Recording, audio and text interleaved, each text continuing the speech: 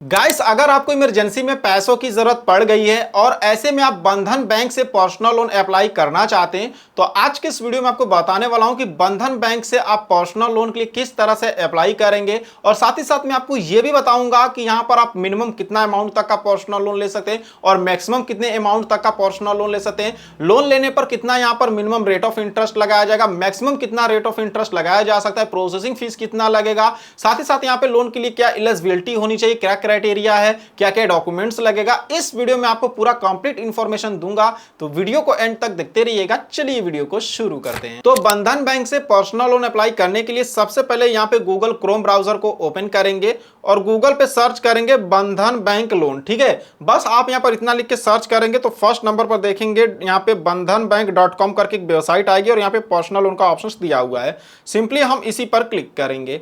Click करने बाद देखेंगे तो बंधन बैंक के ऑफिशियल वेबसाइट पर हम आ चुके हैं और यहाँ पे पर्सनल लोन का भी ऑप्शन दिया हुआ है। ठीक है, अब यहाँ पे देखेंगे तो यहाँ पे ऊपर ही बता रहा है कि 2 दिन के अंदर ही जो पैसे आपके बैंक अकाउंट में यहाँ पे क्रेडिट कर दिए जाते हैं।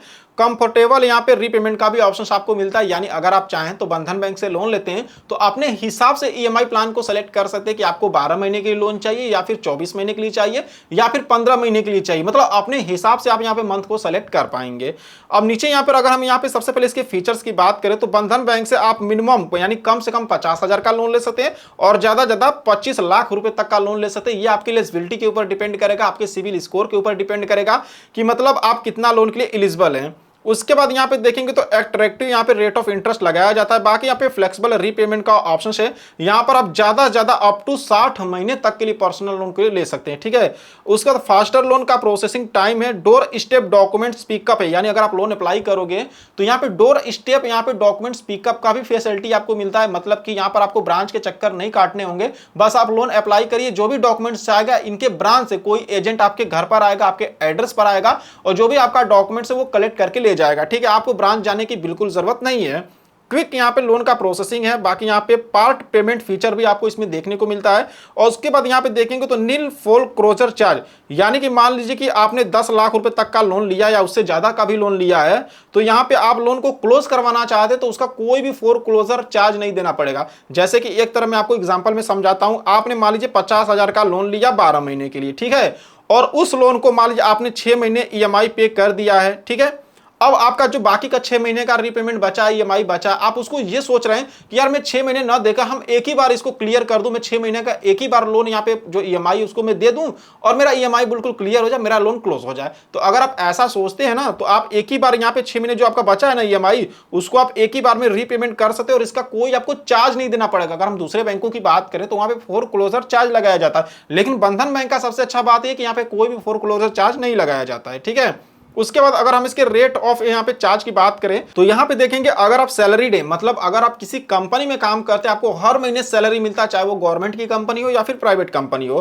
तो यहाँ पे रेट ऑफ इंटरेस्ट जो यहाँ पे स्टार्ट होगा वो 12.15% पर एनुअल से स्टार्ट होता है और यहाँ पे देखेंगे यहाँ पे 9.47% तक का भी लगाया जाता है। ठीक है, मतलब अगर आप 3 साल से ज्यादा के लिए यहाँ पे लोन लेंगे तब, अगर 3 साल तक के लिए लेंगे तब इतना लगाया जाएगा। अगर आप सेल्फ एम्प्लॉयड प्रोफेशनल है या फिर सेल्फ एम्प्लॉयड नॉन प्रोफेशनल, यानी सेल्फ एम्प्लॉयड में जैसे कि आप अपना कोई बिजनेस करते हैं, कोई दुकान चलाते हैं या फिर आप डॉक्टर हैं या वकील हैं, तो मतलब देखिए आपका जो रेट ऑफ इंटरेस्ट स्टार्ट होगा ना 12.55% पर एनुअल के हिसाब से होगा अप टू 3 साल, यानी 3 साल तक के लिए लोन लेंगे तब। और यहाँ पे देखेंगे यहाँ पे अगर आप मान लीजिए 10.10% का रेट ऑफ इंटरेस्ट लगाएगा अगर आप यहाँ पे 3 साल से ज्यादा के लिए लोन लेते हैं तब। ठीक है, बाकी यहाँ पे इनका जो भी टर्म एंड कंडीशन है यहाँ पर आप पढ़ सकते हैं। अगर हम इसके एलिजिबिलिटी क्राइटेरिया की बात करें तो यहाँ पे देखेंगे यहाँ पे बता रहा है कि यहाँ पे अगर आप सैलरीड है तो भी लोन अप्लाई कर सकते हैं, सेल्फ एम्प्लॉयड प्रोफेशनल है तो भी कर सकते हैं, सेल्फ एम्प्लॉयड नॉन प्रोफेशनल तो भी आप यहाँ से लोन अप्लाई कर सकते हैं। यानी अगर आपको बंधन बैंक से लोन चाहिए ना तो अगर आप किसी भी कंपनी में काम करते हो, चाहे वो गवर्नमेंट की कंपनी हो या फिर प्राइवेट कंपनी हो,